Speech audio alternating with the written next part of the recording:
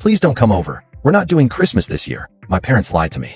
After I sent them $47,300 across 6 years, go find another person to fund your lies. I wrote back the moment I canceled the electricity, rent, groceries, and phone bills. My name is Ethan. I'm 35, and Christmas used to be everything to me. It was never about getting presents or stuffing myself at a huge table. It was the single day each year when my family actually felt like family. We would pile into my parents' house, hand over simple gifts wrapped in cheap shiny paper, tear through plates of turkey and stuffing, and play the same worn-out Christmas playlist until somebody, usually my cousin Luke, spilled a drink or tripped over the cat. It was loud, messy, and sometimes tense, but it still felt like home. At least it used to. This year I got ready early. I mailed out a handful of thoughtful little things. Nothing flashy, just stuff I knew they'd actually use. A new coffee machine for Mom, because hers almost caught fire last Easter. Wireless earbuds for my sister Lily, since she never stops posting about her playlists. A fancy assortment of loose-leaf teas for Dad that I figured he'd finish by January. Money wasn't tight for me. I've built a solid career. I live alone in a small apartment a couple hours away, but whenever family needed help, I was the first one they called. I paid rent when they fell behind, kept the lights on, sent cash for car fixes, usually after a short text from Dad that just said, "Can you help me out until payday?" I never complained. I just did it, because that's what you do for the people you love. So when the family group chat blew up on December 19th with a message from Mom, I froze. It said, "Hey guys, we've decided to skip Christmas this year. Hosting is just too expensive right now. Keeping it quiet this time. Love you." That was it. No phone call. No, let's do something else. No, maybe in January. Just that. I read it 3 times, waiting for someone to say they were joking. I asked if they were sure. Lily replied with a shrug emoji and immediately changed the group photo to a sad wilted tree. I didn't argue. I just said, "Okay, got it." I didn't beg for an explanation. I told myself maybe they really needed a break this year. So I filled my own fridge, heated up a frozen pizza on Christmas Eve, and tried to make the best of it.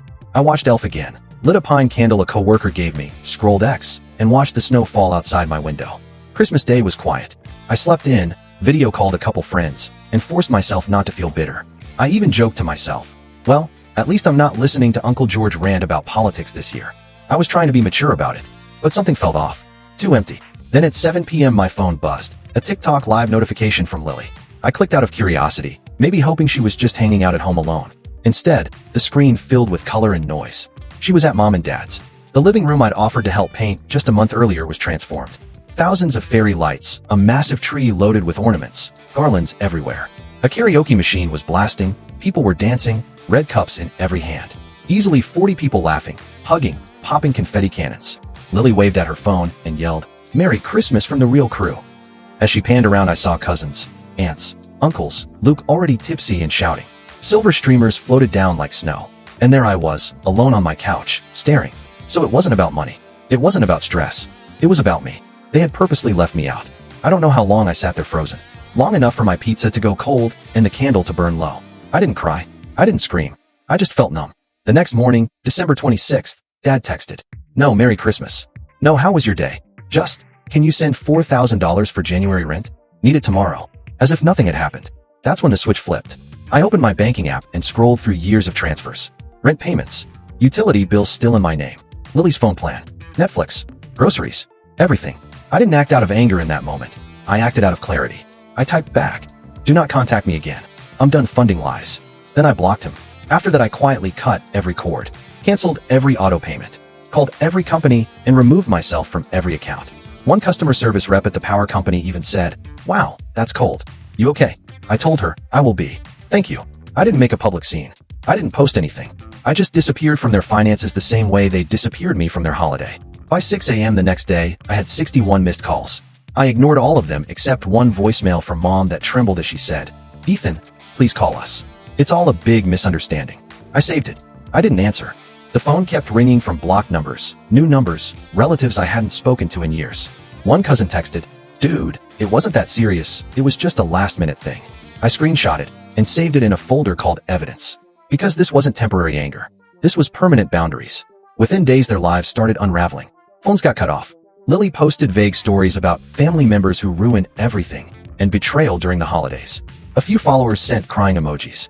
Most scrolled past. Dad emailed me a long message full of guilt trips. "You've always been the sensitive one. You're blowing this out of proportion. Family comes first." Still no mention of the party. Still no apology. Just demands disguised as concern.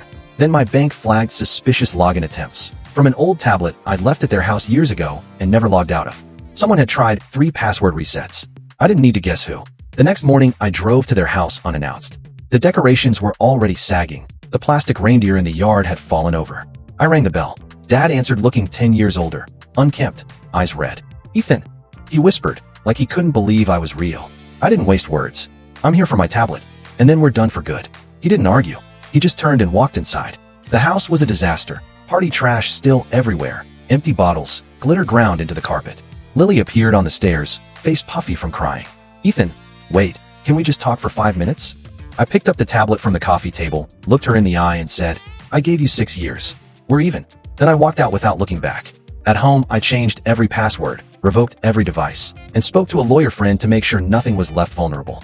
A few days later, Mom sent an email titled, "Sorry." It was short. "We messed up bad. We took you for granted. We didn't think you'd care this much. Please, if there's any way." I didn't reply. Silence was the only language they seemed to understand. February was cold and quiet. No more frantic money requests. No guilt-laden texts about how I never visit. Just peace. Then Aunt Clara called from a number I didn't recognize. "Ethan, I'm so disappointed in you," she started. I waited. She continued, "Whatever happened, cutting off your parents when they're struggling? That's not how family behaves." I asked calmly, "Did they tell you I paid their rent for almost 3 years while they threw a huge Christmas party and told me it was canceled?" Long silence. Then, "Well, even if that's true, you don't abandon family." I said, "They abandoned me first. I just stopped pretending it didn't happen." And I hung up. A handwritten letter showed up next. Pages of flowing apologies from Mom, ending with the line, "We didn't think it would hurt you this badly. We assumed you'd be okay on your own." I folded it and put it away with things I no longer needed. Then came the voicemail from Dad that revealed everything. Angry, entitled, blaming me for making everyone miserable, and promising that when your little tantrum is over, you'll come crawling back like always. I saved that one too. That was the real them. A week later, an unmarked envelope appeared under my door. Inside was a Polaroid from Christmas night, everyone smiling, arms around each other, mid-toast. On the back someone had written, "We still had fun without you." I left it face down on the counter for days. It didn't hurt anymore. It just proved they were still trying to win. Eventually I sat down and did what I should have done years earlier. I opened the spreadsheet I'd quietly kept. Every dollar, every transfer, every favor. $47,300 in total. I wrote a letter and mailed certified copies to Mom, Dad, Lily, and Aunt Clara. It said, in part, "This is not a request for money back, and it's not an invitation to talk. It's simply the truth. For 6 years I carried this family financially and emotionally while being treated as an afterthought. I was never your son or brother. I was your ATM. You lied to my face, excluded me on purpose, and then demanded more money the very next day. That ends now." Attached is a complete list of every payment I made. I'm not asking for repayment. I'm showing you exactly what you will never receive from me again. I am no longer in group chats, no longer paying bills, no longer available for crises. Do not contact me unless you are prepared to take full responsibility with no excuses. My accounts, passwords, and boundaries are locked. Change yours accordingly. Goodbye. Ethan. I included the full list. I mailed it. And then the silence finally became real. Weeks later, Mom sent one last email. I read every word. "I don't agree with all of it, but I hear you. I wish you had said something sooner." That was the closest they ever came to accountability. But it was too late. I had already moved on. I signed a lease on a bright new apartment in a different city with a spare room I turned into a music studio. I started writing songs again. I reconnected with old friends. I started therapy. I booked a solo trip to Greece. One spring morning, I was walking home with a chai in one hand and warm croissants in the other when an unknown number rang. I let it go to voicemail. No message was left. And I smiled, because I knew they were still looking for the old Ethan, the one who always gave in. He's gone. And the new one finally knows his worth. So what do you think about this story? Do you think Ethan did the right thing? Or do you see another side?